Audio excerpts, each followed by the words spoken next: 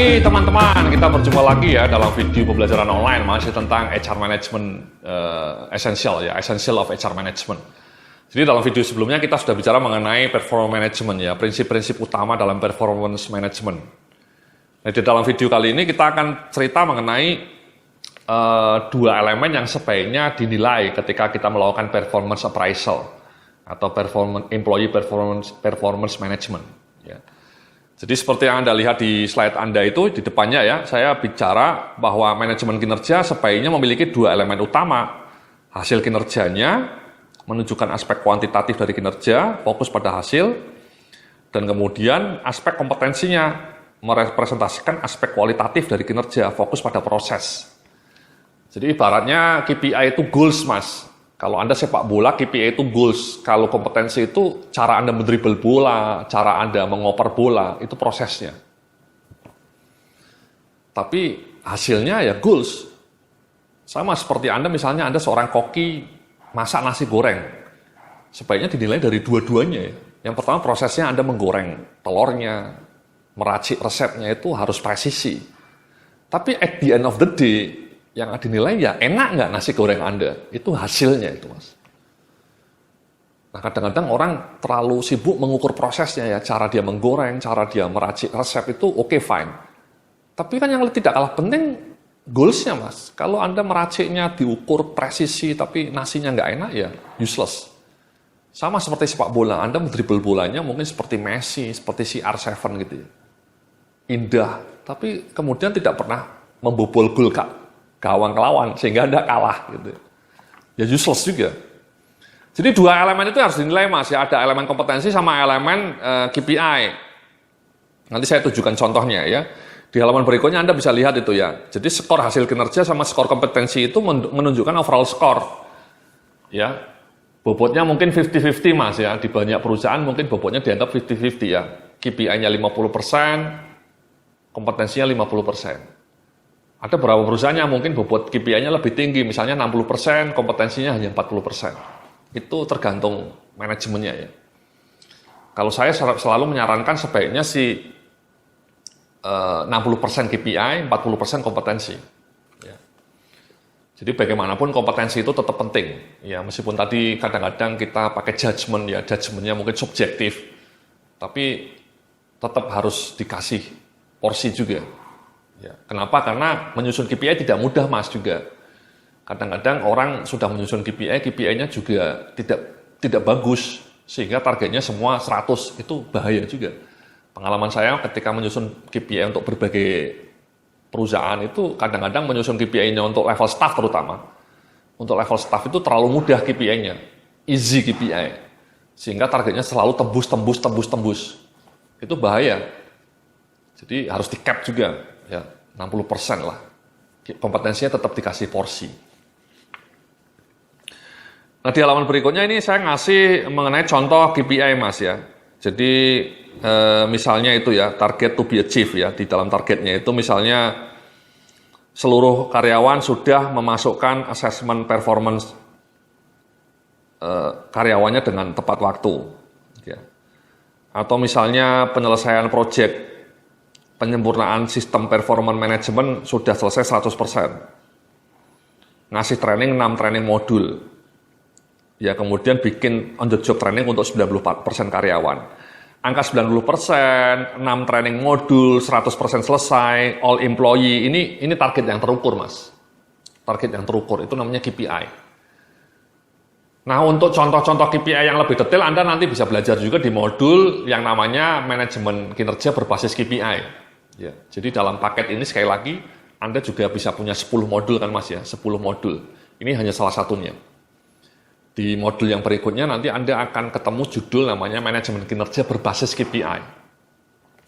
Di situ saya menjelaskan dengan lebih detail bagaimana cara menyusun KPI, contoh-contoh KPI-nya juga lengkap, dan juga cara memberikan scoring KPI. Ya, jadi Anda nanti buka di modul manajemen kinerja berbasis KPI. Sekali lagi Anda bisa akses, unlimited akses juga. Ini saya memberikan contoh ya. Contohnya mirip seperti ini, tapi lebih detail. Dan bahasa Indonesia, ya ini kebetulan bahasa Inggris. Kalau di dalam contoh yang manajemen SDM berbasis manajemen kinerja, penilaian kinerja berbasis KPI, contoh-contohnya pakai bahasa Indonesia, Mas. Ya, bukan pakai bahasa londo. Jadi seperti itu Mas hasil kinerjanya ya, targetnya. Nanti kemudian Anda ukurlah pencapaiannya seberapa, misalnya 90%. Ya, dari target-target 6 training modul, ngasih on the job training kepada 90% karyawan, ya. Penyempurnaan project, penilaian kinerjanya 100% selesai di bulan November.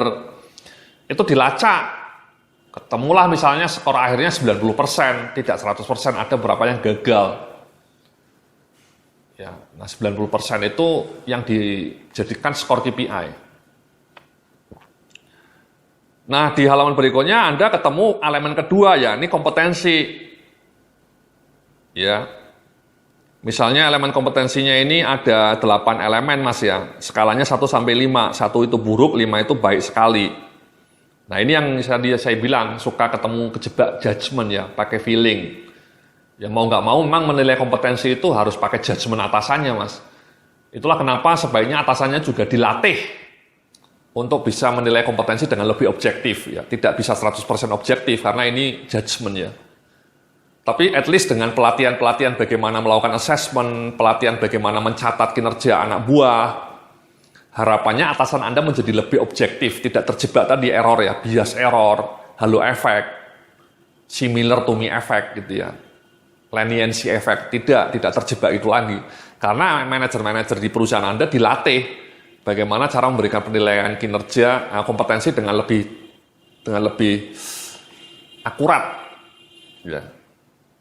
Anyway, kemudian Anda nilai ini ya, misalnya di sisi kompetensinya nilainya rata-ratanya berapa? Misalnya rata-ratanya 4,3 ya. Bagus-bagus lah ya. Ada yang 3, ada yang 4, ada yang 5 bahkan. Setelah di rata-rata misalnya 4,3.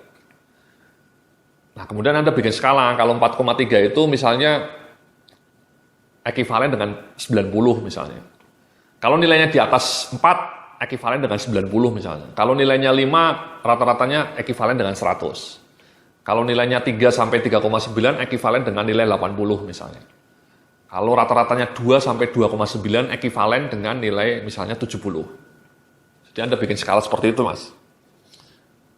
Jadi misalnya tadi sekali lagi Anda sudah ketemu 4,3, itu ekivalen dengan 90. Ya. Nah, sudah Anda bisa gabungkan. Tadi skor KPI-nya nilai Anda 90%, nilai kompetensinya juga 90. Ya. Kalau Anda bobotnya sama, ya tinggal dibagi 2, Mas ya. 90 tambah 90 bagi 2, ketemulah 90. Tapi kalau misalnya bobot KPI-nya lebih tinggi, ya 90 kali 60% tadi misalnya. Kemudian bobot kompetensinya cuma 40%. Nilainya 90 tadi dikalikan 40% dulu. Kemudian digabung. Sehingga Anda dapat nilai skor akhir. Again, contoh-contoh scoring seperti itu nanti Anda bisa lihat lebih detail di modul penilaian kinerja berbasis KPI. Tapi spiritnya sama Mas. Spiritnya bahwa ketika Anda menilai kinerja itu, performance appraisal sebaiknya elemennya 2. Tidak hanya kompetensi, tidak hanya aspek perilaku yang dinilai, tapi juga aspek KPI-nya. Nah sayangnya banyak perusahaan belum punya KPI, Mas. Ya. Makanya nanti saya kasih contoh KPI lebih banyak. Dan kalau bisa Anda terapkan, ya tidak hanya dipelajari, tidak hanya dilihat, tidak hanya dibaca, Mas ya. Tapi diterapkan, jadi pelan-pelan Anda punya KPI untuk berbagai posisi. Sehingga karyawan Anda bisa lebih mudah diukur. Sebab ingat, Mas ya, you cannot manage what you cannot measure.